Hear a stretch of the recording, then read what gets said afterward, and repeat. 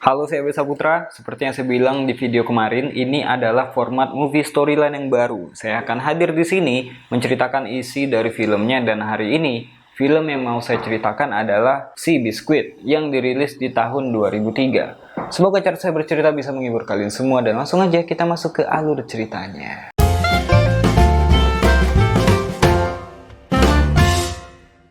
Kita bisa mulai film ini dari wilayah Kanada, di mana seorang remaja cowok bernama Red Pollard lagi belajar menunggangi kuda.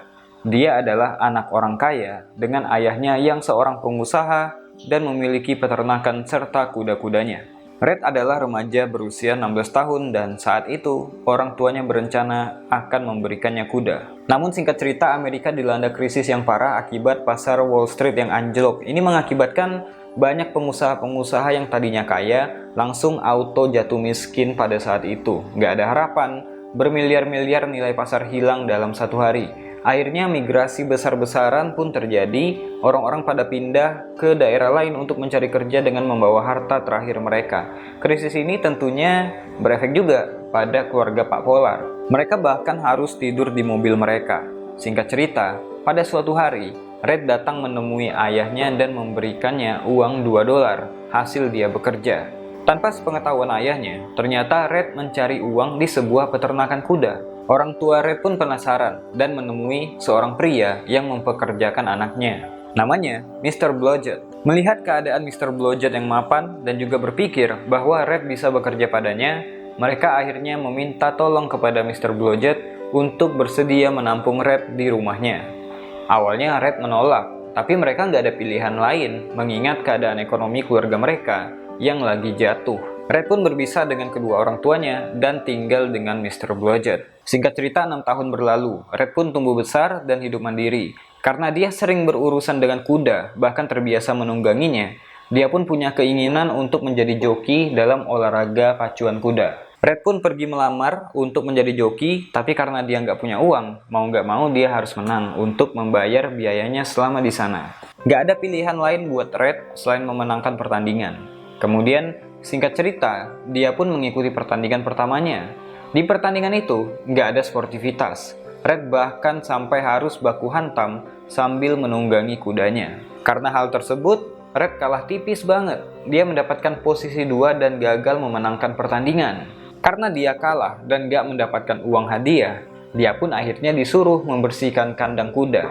Konsekuensi yang harus dia terima. Hidup dengan kondisi miskin membuat Red harus mencari uang dengan cara apapun. Karena gagal dapat uang dari pacuan kuda, dia pun berusaha dengan cara lain. Dengan tubuhnya yang kecil itu, Red ikut dalam tinju jalanan. Sudah bisa ditebak, dia pun kalah juga dalam pertandingan itu. Dapat uang enggak, babak belur iya. Harta Red satu-satunya hanya buku pemberian ayahnya, dan dia akan membaca kapanpun dia punya waktu luang. Singkat cerita, waktu pun berlalu. Saat ekonomi krisis saat itu, wilayah perbatasan pun diciptakan. Di sana hal-hal ilegal bebas dilakukan seperti minuman keras dan perjudian, termasuk perjudian pacuan kuda. Red yang bertahun-tahun jadi joki pun bekerja di sana sebagai joki pacuan kuda, di mana orang-orang kaya mempertaruhkan uangnya untuk kuda yang paling cepat. Di tempat ini, Red memang kerjaannya menjadi joki pacuan kuda, tapi untuk mendapatkan uang, dia harus memenangkan pertandingan. Kalau kalah, dia tetap nggak mendapatkan apa-apa.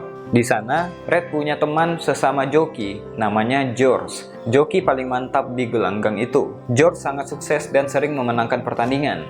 Karena masih menjadi kaum ekonomi sulit, Red masih sering mengikuti pertarungan tinju jalanan untuk mendapatkan uang. Namun nasibnya masih sama aja, uang gak dapat, babak belur iya. Setelah pertandingan tinju itu pun, Red sadar kalau ternyata sebelah matanya mengalami kerusakan penglihatan. Dia nggak bisa melihat dengan mata kanannya. Di lain cerita, film ini menceritakan seorang pria bernama Tom. Dia juga seorang yang pandai merawat kuda.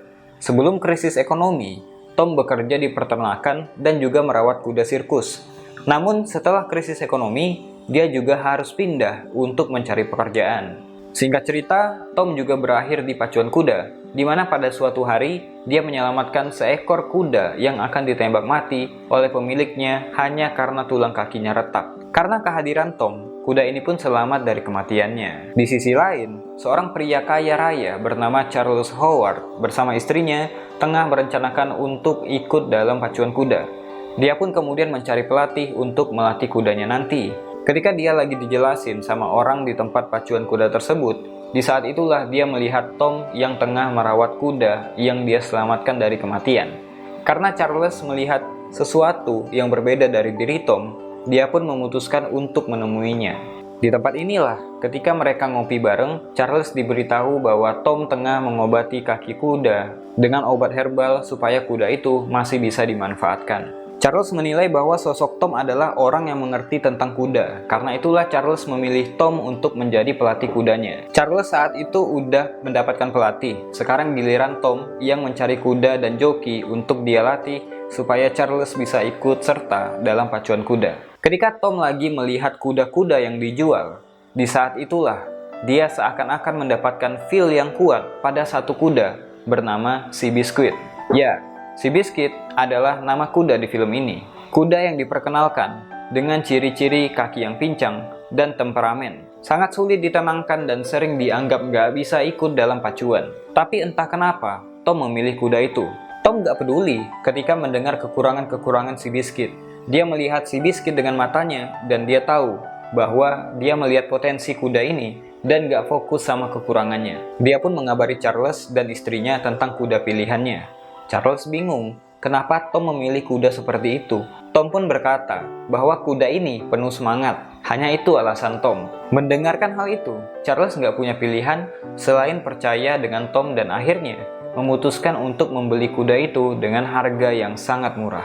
Pada saat itu, Tom udah dapat Seabiscuit dan tinggal satu lagi, yaitu joki yang akan mengendarai kuda itu.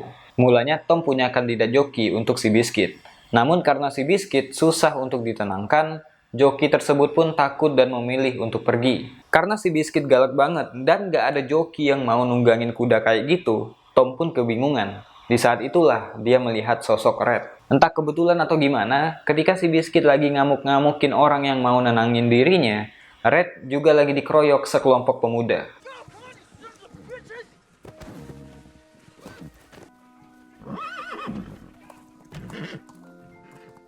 Tom melihat ada persamaan antara Seabiscuit dengan Red. Akhirnya, Tom memilih Red untuk menjadi joki Seabiscuit. Red yang nothing tulus gampang banget nenangin Seabiscuit yang ngamuk-ngamuk di kandang. Dan mulai saat itu, dimulailah karir Red sebagai joki tetap. Kalau joki tetap kayak gini bakal digaji dan dapat fasilitas. Ibaratnya pembalap motor GP, mereka dikasih motor dan mereka bakal digaji mau kalah ataupun menang. Jika ada masalah sama motornya, dia juga harus kasih kontribusi untuk ngasih saran dan masukan supaya mereka bisa menang. Hubungan inilah yang terjadi antara Red, Tom, dan Charles. Latihan uji coba Red dan Seabiscuit pun dimulai. Saat itu Seabiscuit masih belum mendapatkan sesi latihan terbaiknya. Tom berkata bahwa Seabiscuit sepertinya begitu tertekan sehingga sulit banget untuk mengetahui apa yang kuda itu suka. Jadi Tom mencoba untuk mengajari Seabiscuit bagaimana menjadi seekor kuda kembali yang bebas berlari tanpa ada tekanan. Tom pun mengajak Red dan Seabiscuit ke alam bebas. Di sanalah Tom menyuruh Red untuk membawa Seabiscuit berlari kemanapun Seabiscuit mau. Akhirnya Seabiscuit pun menunjukkan kemampuannya bahwa dia bisa berlari dengan sangat kencang. Red pun kagum dengan kemampuan Seabiscuit dan mulai menyukai kuda itu. Singkat cerita, Charles pun membawa Red dan Tom ke rumahnya. Mereka berempat pun makan malam bersama. Kondisi seperti ini, yaitu makan malam bersama, duduk bersama di meja makan, terakhir kali dialami oleh Red ketika dia masih hidup bersama orang tuanya. Untuk pertama kalinya, dalam waktu yang sangat lama, Red akhirnya bisa makan enak tanpa baku hantam di arena tinju jalanan terlebih dahulu. Dalam waktu yang sangat lama, Red akhirnya nggak merasa sendirian lagi. Kemudian sesi latihan Red dan Seabiscuit pun kembali dimulai. Tom memberikan pengarahan singkat pada Red supaya sebisa mungkin mendapatkan catatan waktu yang cepat. Seabiscuit pun mulai berlari, tapi di lap pertama, catatan waktu Seabiscuit sangat jelek. Malahan Tom berkata bahwa Seabiscuit lagi tidur, bukannya berlari. Di lap berikutnya, kecepatan Seabiscuit tiba-tiba bertambah drastis ketika dia melihat kuda lain lagi latihan di pacuan yang sama. Charles dan istrinya pun kaget melihat perubahan mendadak di lintasan pacuan dan di luar dugaan. Catatan waktunya membaik bahkan memecahkan rekor di lintasan pacu tersebut.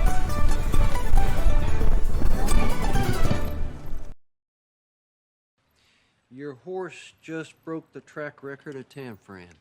Karena puas dengan performa di sesi latihan Seabiscuit, mereka akhirnya mengikuti pertandingan di California.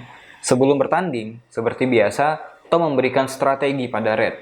Satu kuda yang perlu mereka waspadai adalah kuda berwarna abu-abu bernomor 1, yang menurut Tom punya banyak tenaga di akhir putaran.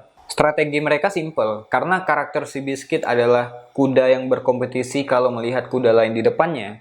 Red hanya perlu tetap di belakang kuda abu-abu, supaya Seabiscuit bisa melaju mengalahkan kuda itu di putaran terakhir. Namun sayang, ketika di pertandingan, Red terpancing emosi karena salah satu peserta menyalip yang membuat dia hampir terjatuh. Red pun melupakan strateginya. Red emosi. Dia mengejar joki dengan kuda nomor 2 untuk balas dendam. Dia membuat Seabiscuit gaspol di awal-awal pertandingan dan kemudian kalah di bagian akhir oleh kuda abu-abu. Setelah pertandingan pun, mereka bertiga mengevaluasi apa yang terjadi di lintasan. Red tetap bersikeras kalau joki lawanlah yang salah karena menyalip dirinya. Tapi Tom juga menyalahkan Red karena melupakan strategi yang dia berikan di awal pertandingan. Charles pun heran melihat Red dan bingung dengan kemarahan Red yang terlalu meledak-ledak. Di lain hari, Red menemui Charles untuk meminjam sedikit uang dan berjanji akan mengembalikannya jika mereka memenangkan pertandingan. Itu pun kalau Charles masih mengizinkan Red untuk menjadi jokinya. Charles pun berkata, "Tentu aja kau tetap menjadi jokiku," dan dia pun memberikan uang yang mau Red pinjam, bahkan melebihi jumlah yang Red perlukan. Saat itu Red sadar bahwa Charles adalah orang yang baik dan dia berjanji nggak akan mengecewakan Charles lagi. Di pertandingan selanjutnya, Red membawa Seabiscuit bertanding dengan sangat bagus. Dia melaju di belakang lawan terkuatnya di awal pertandingan, kemudian melaju pada putaran akhir dan berhasil memenangkan pertandingan. Kemenangan itu tentu aja memberikan efek positif untuk Red dan Seabiscuit. Beberapa tahun belakangan, Red adalah seorang yang menderita dan sekarang menemukan jati dirinya kembali. Seabiscuit, kuda tua yang udah terkenal gagal di beberapa tahun belakangan itu, menjadi kuda yang mendadak populer. Bahkan di pertandingan berikutnya, dia menjadi pusat perhatian dan menjadi kuda dengan taruhan paling banyak. Red dan Seabiscuit berhasil memenangkan pertandingan demi pertandingan, dan di bawah nama besar Charles Howard, mereka menjadi sangat terkenal di dunia pacuan kuda. Pada suatu hari, Tom melihat Red duduk di atas tumpukan bir yang sangat banyak di kandang kuda, seperti merayakan kemenangan terlalu awal. Bahkan, Seabiscuit nggak ada di dalam kandangnya. Nah ini, ketika orang lagi merasa di atas angin, disitulah ujiannya. Charles terlalu membuat Seabiscuit menjadi selebriti dan terlalu bangga atas pencapaian kudanya itu. Hal ini membuat Tom sebagai pelatihnya berniat mengundurkan diri. Tom berkata, "Seabiscuit itu kuda pacu, bukan kuda pawai. Aku nggak bisa menjadikannya kuda yang hebat jika aku nggak dapat waktu untuk bekerja dengannya." "Lo apa maksudmu?" kata Charles. "Dia kuda yang hebat, udah menang 6 kali berturut-turut."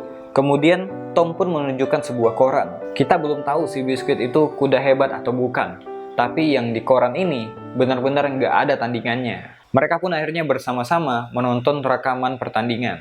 Sebuah kuda yang lahir dari pembiakan sempurna, bentuk yang sempurna, dan mencetak rekor yang sempurna.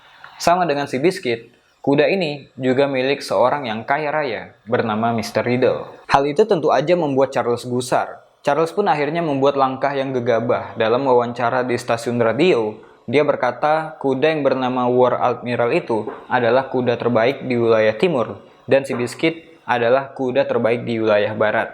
Kenapa nggak duelkan aja mereka 1 lawan 1 untuk melihat siapa yang lebih hebat, kata Charles. Tantangan pun langsung dijawab sama Mr. Riddle. Tentu aja tantangan itu nggak diterima. Mr. Riddle berkata, sangat konyol kalau mau mempertandingkan dua kuda itu. Bahkan Mr. Riddle pun berkata, Seabiscuit itu cuma kuda pacu yang terbiasa bertanding di lintasan sapi. Berbeda dengan kudanya yang udah memenangkan Triple Crown. Mendengarkan hal itu di radio, Charles pun mencoba untuk memancing Mr. Riddle. Dia berniat mengadakan pertandingan dengan hadiah terbesar dalam sejarah Amerika, yaitu $100.000. Tapi tetap aja, Mr. Riddle menolak tantangan tersebut. Kabar penolakan itu tentunya sampai lagi di telinga Charles. Tapi dia nggak menyerah. Charles berniat memenangkan pertandingan demi pertandingan, mengalahkan kuda-kuda hebat, sampai akhirnya Mr. Riddle nggak ada pilihan lain selain bertanding dengannya. 2 minggu kemudian, mereka pun ikut pertandingan lagi. Tom memberikan pengarahan yang agak panjang kepada Red, karena nggak seperti biasa, pertandingan itu dipenuhi kuda-kuda yang perlu Red waspadai pergerakan dan strategi mereka. Pertandingan pun dimulai. Charles dan istrinya, kemudian Tom, semuanya deg-degan karena pertandingan kali ini melawan kuda yang hebat-hebat. Red menunggangi si Biscuit dengan percaya diri. Di bagian akhir, Red pun membawa si Biscuit gaspol menuju garis finish, meninggalkan lawan-lawannya. Red pikir dia udah berhasil. Dia terlalu cepat untuk selebrasi sehingga nggak sadar ada kuda yang mengejarnya dari sisi kanan. Hasil pertandingan itu pun mengecewakan buat mereka. Si Biscuit finish di posisi 2 dengan beda yang sangat tipis. Tom pun menanyakan, bagaimana mungkin kau nggak sadar dari sisi sebelah kanan ada kuda lain yang mengejarmu? Di saat itulah Red jujur kalau dia nggak bisa melihat dengan mata kanannya. Tom pun marah dan melaporkan hal ini kepada Charles. Tom marah karena Red nggak jujur dengan kondisinya. Untungnya Charles tetap santai dan menganggap pertandingan itu hanya benturan kecil dan wajar terjadi. Kabar kekalahan si Biscuit pun sampai ke Mr. Riddle. Dalam wawancara pers, dia lagi-lagi menertawakan Charles bahwa itu udah jadi sebuah pembuktian kalau nggak perlu lagi diadakan pertandingan 1-1. Charles tetap dengan sifat baik hatinya. Di depan konferensi pers, dia berkata bahwa Red akan tetap jadi joki si Biscuit untuk sekarang dan untuk selamanya.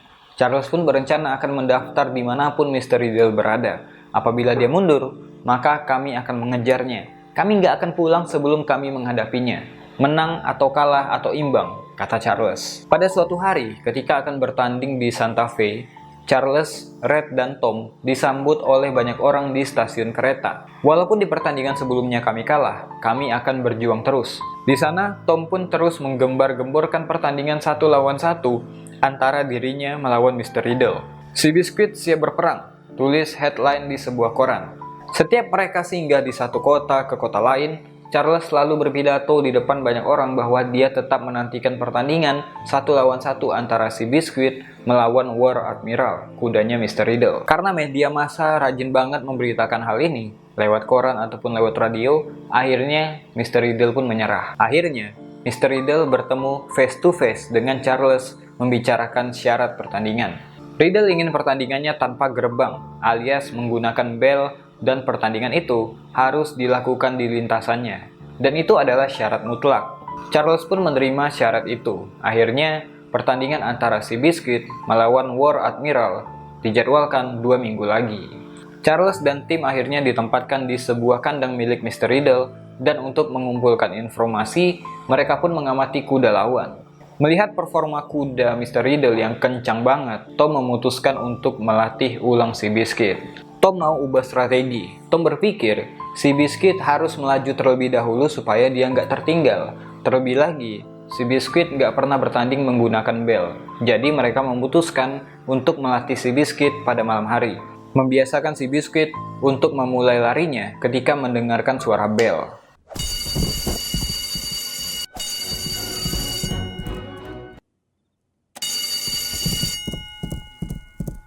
Mereka nggak mau sesi latihan si Biscuit terganggu, jadi Tom nggak pernah melatih si Biscuit pada siang hari. Sebagai gantinya, latihan demi latihan mereka lakukan pada malam hari ketika semua orang tengah tertidur.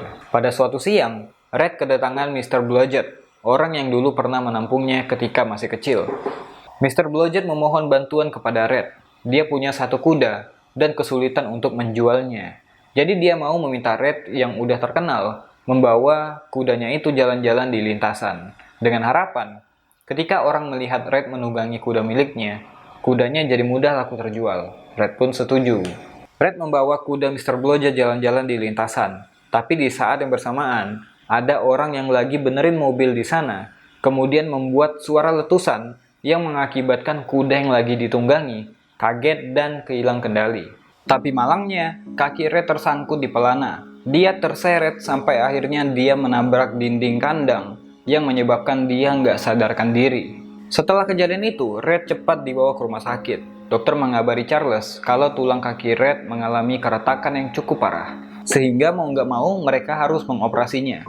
Terus, setelah operasi selesai, dokter pun mengabari kalau Red akan pincang dan sayangnya dia nggak akan bisa lagi menunggangi kuda. Charles berkata kepada Red bahwa mungkin mereka akan mundur dari pertandingan itu. Namun Red bersikeras memaksa kepada Charles untuk tetap melanjutkan pertandingan. Red meminta Charles untuk menghubungi George, sahabat baiknya, dan juga terkenal sebagai joki yang handal. Akhirnya Charles pun setuju. George didatangkan, kemudian Red pun berbicara kepada George, mengajarinya bagaimana memperlakukan Seabiscuit di lintasan. Setiap hari Red mengajari George, supaya pada malam hari, George bisa mempraktekkan apa yang Red ajarkan di sesi latihannya. Terakhir, Red mengajari George strategi pamungkasnya. Red mengajari George untuk mengalah ketika di bagian akhir.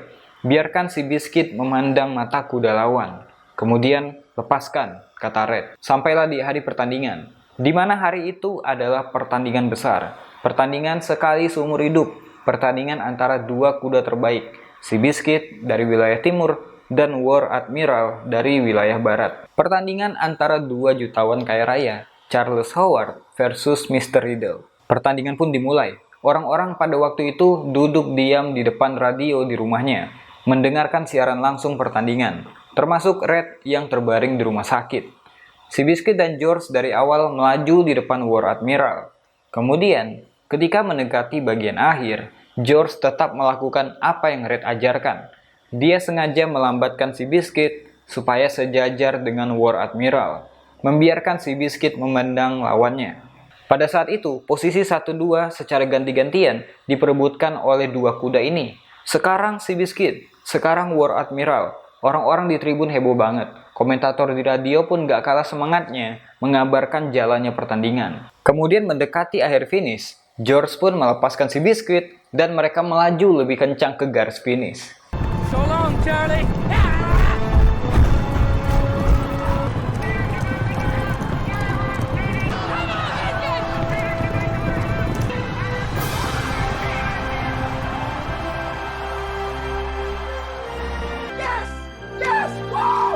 Seabiscuit dan George memenangkan pertandingan pada hari itu.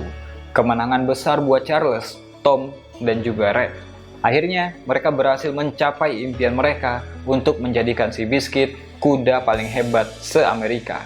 Singkat cerita, Red pun dirawat jalan dan kembali ke rumah. Sedangkan Seabiscuit tetap berkompetisi di pertandingan lain bersama George sebagai jokinya. Namun di pertandingan itu, Seabiscuit mengalami cedera pada kakinya. Red pun dikabari akan hal ini. Sementara itu, Seabiscuit dengan cepat ditangani oleh dokter hewan. Menurut dokter, kaki Seabiscuit mengalami cedera parah di bagian ligamen dan dia akan pincang. Dokter ini malah merekomendasikan Seabiscuit untuk ditembak mati saja jika Charles mau. Namun Charles dan Tom gak mau membunuh Seabiscuit. Seabiscuit kemudian diantar pulang ke tempat Charles. Di sanalah kedua sahabat ini bertemu kembali, bertemu dengan kondisi yang hampir sama.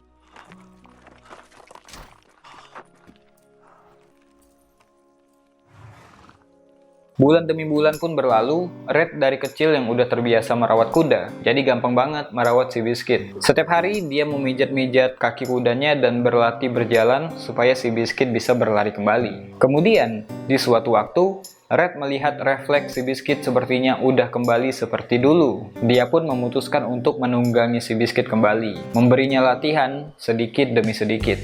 Bulan demi bulan kembali berlalu, sudah hampir 1 tahun. Dengan perawatan yang intens dari Red, Seabiscuit akhirnya bisa berlari lagi. Charles yang melihat ini pun akhirnya memanggil Tom untuk melihat kondisi Seabiscuit dan Red. Tom pun berkata bahwa kondisi Seabiscuit memungkinkan untuk dirinya kembali ke lintasan. Banyak orang gak ngasih kuda seperti ini kesempatan kedua. Tapi menurutku, hal terbaik yang bisa kita lakukan adalah membawa dia kembali ke sana dan biarkan dia berlari. George pun kembali dipanggil untuk mengetes kemampuan Seabiscuit. Karena performa Seabiscuit bagus, Charles dan Tom pun memutuskan untuk melakukan latihan penuh pada keesokan harinya. Kabar Seabiscuit akan kembali ke lintasan pun terdengar dan disiarkan di radio. Lewat radio itulah, Red pun akhirnya mengetahui bahwa Seabiscuit akan melakukan sesi latihan penuh tanpa sepengetahuan dirinya. Red pun mendatangi mereka di sesi latihan. Charles kaget melihat kehadiran Red di sana. Rasa bersalah pasti ada karena menyembunyikan hal ini dari Red. Sebenarnya niat Charles baik, karena hubungan dengan Red saat ini udah lebih dari sekedar rekan kerja. Charles hanya nggak mau Red pincang seumur hidupnya karena memaksakan dirinya untuk menunggangi Seabiscuit. Tapi Red tetap kecewa dengan keputusan itu, karena menurut dia Berkat Seabiscuit dan Charles lah, dia akhirnya merasa lebih baik dan menemukan tujuan hidupnya. Sesi latihan pun tetap dilakukan bersama George. Tapi kejadian tadi membuat Charles kepikiran. Dia pun akhirnya membawa Red ke dokter untuk mengetahui perkembangan dari kaki Red. Di sana Red bercerita tentang alat bantu yang dia pakai untuk membantu kakinya ketika berkuda. Namun penjelasan dokter pun meyakinkan Charles bahwa jika tetap memaksakan Red untuk berkuda, maka Red tidak akan bisa berjalan lagi karena kondisi tulangnya yang masih belum sembuh 100%. Charles pun menemui George untuk mengajaknya menjadi joki di pacuan kuda nanti karena kondisi Red yang gak memungkinkan. Kemudian George berkata, "Kau mau tahu pendapatku? Lebih baik kau mematahkan kaki seorang pria daripada hatinya." Karena dapat penolakan secara gentleman dari George, Charles yang diyakinkan oleh istrinya pun akhirnya memutuskan untuk membiarkan Red ikut pertandingan. Walaupun dia sendiri khawatir pada kondisi Red. Kembalinya Seabiscuit di lintasan membuat heboh para penggemar pacuan kuda. Setahun udah Seabiscuit menghilang. Kini dia kembali lagi. Sebelum pertandingan dimulai, seperti biasa, Tom memberikan informasi tentang kuda-kuda lawan. Di saat itu, bukan Seabiscuit yang mereka khawatirkan, tapi Red. Hubungan mereka udah lebih dari rekan kerja dan memiliki chemistry masing-masing. Pertandingan pun dimulai. Red melaju sambil menahan sakit di pergelangan kakinya. Sempat tertinggal jauh di belakang, Red dan Seabiscuit pun mulai melaju kembali ke depan. Perlahan tapi pasti, satu persatu mereka menyalip kuda lawan. Dan pada akhirnya, Red dan Seabiscuit pun memenangkan pertandingan. Film selesai dengan memperlihatkan senyum lebar dari sosok Red. Dari film ini, mungkin kita bisa belajar tentang kepemimpinan, semangat, dan juga kemauan untuk mewujudkan hal yang gak mungkin menjadi mungkin. Salah satu pelajaran terbesar dari film ini menurut saya adalah gimana kita bisa jadi inspirasi untuk respect sama orang-orang di sekitar kita supaya mereka tumbuh dan berkembang, seperti yang dilakukan Charles kepada Red. Mungkin itu aja buat video kali ini. Terima kasih udah nonton. Gimana dengan format video kayak gini? Tulis pendapat kalian di kolom komentar. Saya Abesa Putra, to be continue. Jangan bosan jadi orang baik.